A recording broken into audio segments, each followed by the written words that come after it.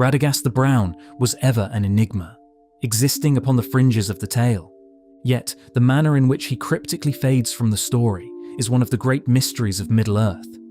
But why did he vanish? Where did he go? And what became of him in the end?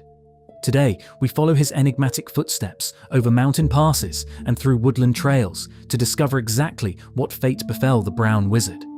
The last person to actually see Radagast was Gandalf, and the Grey Wizard recounts the tale of this brief meeting before the Council of Elrond in Rivendell, as he explains the chain of events that led to his own imprisonment atop Orthanc.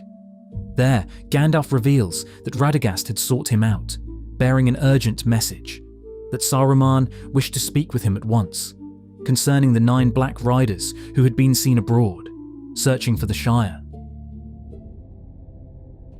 "I will go to Saruman," I said. "Then you must go now," said Radagast, "for I have wasted time in looking for you, and the days are running short. I was told to find you before midsummer, and that is now here. Even if you set out from this spot, you will hardly reach him before the 9 discover the land they seek. I myself shall turn back at once." And with that he mounted and would have ridden straight off. "Stay a moment," I said. "We shall need your help, and the help of all things that will give it. Send out messages to all the beasts and birds that are your friends. Tell them to bring news of anything that bears on this matter to Saruman and Gandalf. Let messages be sent to Orthanc."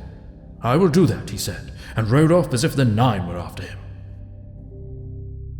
There is something both unsettling and suspicious in the manner of that departure, and as Radagast had not seen Gandalf for some time, it seems peculiar that he did not linger to offer, nor seek comfort or counsel in those dark times. Rather, he turned, and he fled, vanishing back with a sense of haste that bordered upon panic. And this of course raises the question, where precisely was he hurrying to? Interestingly, in Tolkien's earliest conception of the tale, Radagast, like Saruman, seems to have fallen beneath the shadow, turning to evil ways. And it's possible that originally the message he carried to Gandalf was no innocent errand at all, but rather a deliberate snare. For Radagast himself sought to lure the Grey Wizard into Orthanc, that he might be taken captive there. Such a reading would explain the Brown Wizard's reluctance to linger in conversation. It is seen subsequently that this addition was made while the writing of this text was in progress, and it is seen from the addition that Radagast first entered the story as the means by which Gandalf was lured to Saruman's dwelling. The abrupt haste of Radagast's departure seemed to Gandalf very strange, and it is possible that when first drafting the story, my father supposed that Radagast's part was not simply that of innocent emissary. Yet Tolkien eventually resolved that Radagast had never been turned, and that his strange behaviour, however suspicious it might first appear, had sprung from honest intent. And in truth, Radagast remained faithful to the promise he had made to Gandalf upon that day. We know this because, although in the Peter Jackson movies, Gandalf sends a moth as a messenger to the eagles, in the books it was Radagast who unwittingly saved Gandalf. For he did indeed send forth his messages to the beasts and birds that he counted as friends. And it was through this quiet web of winged allies that Gwaihir came at last to Orthanc bearing news. And so it was that Gandalf was delivered from his captivity. And it seems that Gwaihir had knowledge of Radagast's movements after he had left Gandalf. For Gandalf knew that Radagast had travelled to Mirkwood after leaving him, and he reveals this detail too at the Council of Rivendell. "And he rode away towards Mirkwood, where he had many friends of old. And the eagles of the mountains went far and wide, and they saw many things, the gathering of wolves and the mustering of orcs, and the 9 riders going hither and thither in the lands. And they heard news of the escape of Gollum, and they sent a messenger to bring these tidings to me. So it was that when summer waned, there came a night of moon, and Gwaihir the Windlord, swiftest of the great eagles, came unlooked for to Orthanc, and he found me standing on the pinnacle. Then I spoke to him, and he bore me away." So we know for certain that Radagast travelled back west into the Wilderlands after his hurried conversation with Gandalf. Once the Council of Elrond had concluded its grave business, scouts were sent forth from Rivendell in many directions, ranging far across the wild reaches of Middle-earth. Among them were some who crossed the Misty Mountains, and came at last to Rosgobel, where Radagast kept his dwelling. But there they found no sign of him, and they discovered that his home had been abandoned. The hobbits had been nearly 2 months in the House of Elrond, and November had gone by with the last shreds of autumn, and December was passing when the scouts began to return. Some had gone north beyond the springs of the Horwell into the Eton Moors, and others had gone west, and with the help of Aragorn and the Rangers, had searched the lands far down the Greyflood, as far as Tharbad, where the old North Road crossed the river by a ruined town. Many had gone east and south, and some of these had crossed the mountains and entered Mirkwood, while others had climbed the pass at the sources of the Gladden River, and had come down into Wilderland and over the Gladden Fields, and so at length had reached the old home of Radagast at Rhosgobel. Radagast was not there. This absence is puzzling, for Radagast was never a wanderer by nature.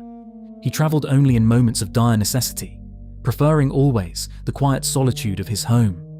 The precise location of Rhosgobel, as it happens, is not actually marked upon the final published map of Middle-earth. Yet we are not left entirely without guidance, for it does appear upon an earlier draft.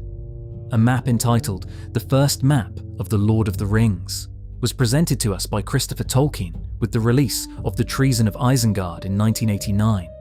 And upon this earlier map, Rhosgobel is shown nestled in the western eaves of Mirkwood, just south of the Gladden Fields, and opposite the east bight of the forest.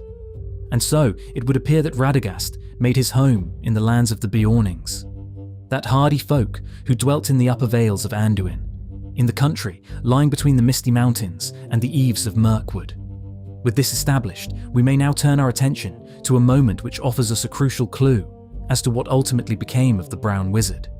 For when Frodo sat upon the seat of seeing at Armen Hen, his gaze swept across the very lands that Radagast called home, and what he beheld speaks volumes as to the fate that may have befallen Radagast. Westward, he looked and saw the broad pastures of Rohan, and Orthanc, the pinnacle of Isengard, like a black spike. Southward, he looked, and below his very feet, the great river curled like a toppling wave and plunged over the falls of Rauros into a foaming pit. A glimmering rainbow played upon the fume. And Ethir Anduin he saw, the mighty delta of the river, and myriads of seabirds whirling like a white dust in the sun, and beneath them, a green and silver sea, rippling in endless lines.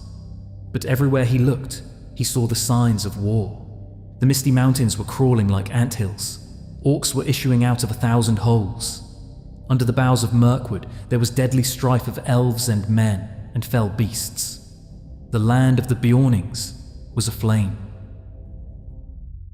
In the time since the scouts of Rivendell had returned from Rhosgobel empty-handed, war had erupted with sudden and terrible violence across the wild country beyond the Misty Mountains. Across the very domain Radagast had long called home. The land of the Beornings, where Rhosgobel stood, was burning.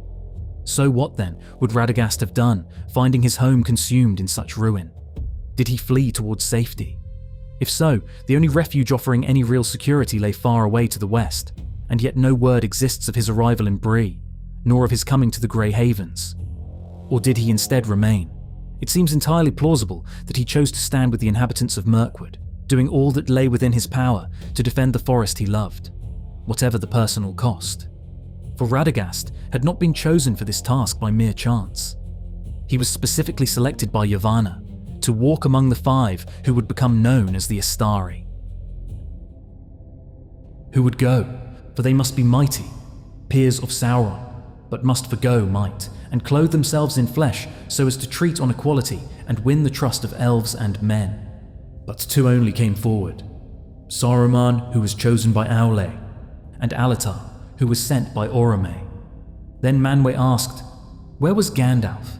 And Gandalf, who was clad in grey, and having just entered from a journey, had seated himself at the edge of the council, asked what Manwë would have of him. Manwë replied that he wished Gandalf to go as the 3rd messenger to Middle-earth. The note ends with the statement that Saruman took Radagast because Yavanna begged him. Yavanna held dominion over all growing things, and her devotion to them ran deeper than words can easily capture. In the earliest days of Arda, it was Yavanna who planted the first seeds, and who, with the aid of the tears of Nienna, brought forth the 2 trees of Valinor, whose light for a time enriched the world. And later, when Iluvatar permitted Aule's creations, the dwarves, to live and to walk the earth, Yavanna grew fearful, foreseeing that their axes may fell many of the trees of her beloved forests in Middle-earth. In her sorrow, she lamented, questioning whether anything she had brought into being might stand free of the dominion of others. And in answer to her grief, Eru Iluvatar created the Ents, that the trees might have shepherds of their own to watch over them. The spouse of Aule is Yavanna, the giver of fruits. She is the lover of all things that grow in the earth, and all their countless forms she holds in her mind. From the trees like towers in forests long ago, to the moss upon stones, or the small and secret things in the mould. It seems probable that Yavanna charged Radagast directly with the safekeeping of her creations. And so, with the great forest of Mirkwood being ravaged by war, scorched by flame, and with every creature that called it home in mortal danger, what would Radagast have done? I believe that he would have done everything within his power to shield the forest from danger, even at the cost of his own life. And if he did fall in defense of the forest he so loved, his spirit would then have been released from its mortal vessel to pass back across the sea to Valinor. This would explain why we never hear of him sailing back west. But my personal belief is that Radagast probably did survive the war, and being unwilling to abandon the birds and beasts entrusted to his keeping, he then withdrew ever deeper into the woods, remaining there, far removed from the affairs of men, content in his quiet solitude. And there he may have dwelled for years untold. For Radagast was an immortal spirit bound for a time within flesh, flesh which aged only very slowly and did not die. For with the consent of Eru, they sent members of their own high order, but clad in bodies of as of men, real and not feigned, but subject to the fears and pains and weariness of earth, able to hunger and thirst and be slain, though, because of their noble spirits, they did not die, and aged only by the cares and labours of many long years. And so, if he was not slain during the War of the Ring, it is entirely possible that Radagast remained in Middle-earth in perpetuity, never taking ship into the uttermost west. And while kings passed into legend and the ages swallowed the memory of the elves, one old man in humble brown may have endured, ever wandering the deep woods, ever listening to the song of the trees and of the birds, the last custodian of a world that had forgotten its own magic, until at last the final leaf should fall and the world itself was ended.